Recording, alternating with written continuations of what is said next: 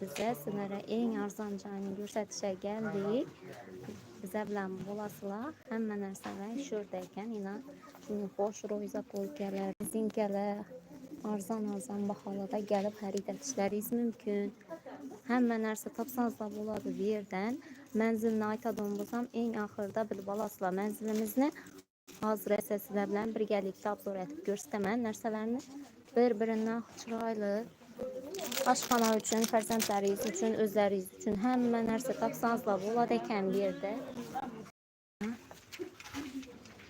Shunday chiroyli zapolkalardan bor ekan. Har xil narsalarimizdan bor.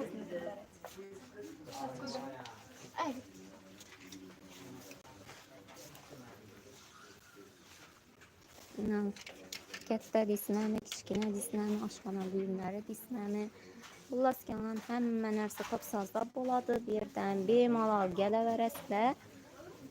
Duxiylar ham bor ekan.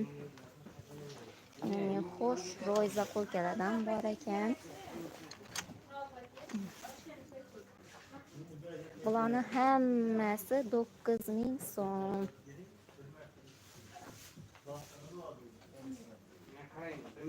Bushteriyalar ham bor ekan, doraqlar ham bor ekan. Har xil assortimentda bor, kelib bemalol ko'rib olishlaringiz mumkin. Mana qaranglar, shunga xo'sh ro'y oynali doraqlardan bor ekan. Kosmetikalardan bor ekan, qizlar.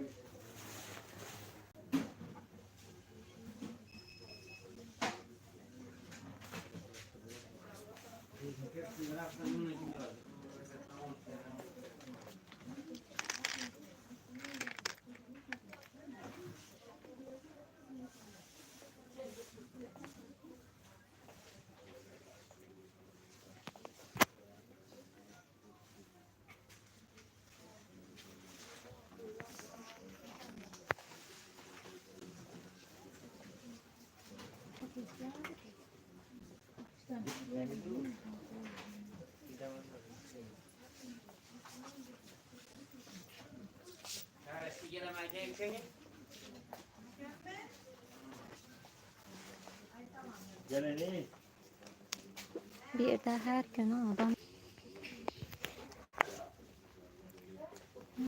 ochalkalardan bor ekan, har xilisidan bor.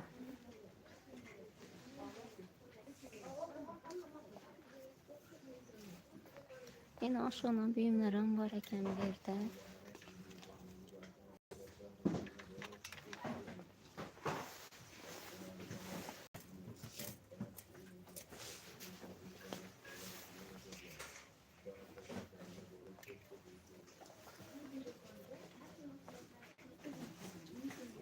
Sağolun başka bir var mı ne?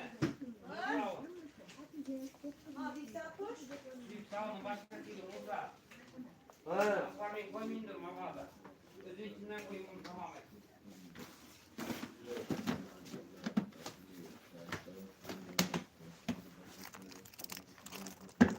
Tahta çekin. Çayını koyalım. Bunlar tahtaçının assortimentleri var ekan.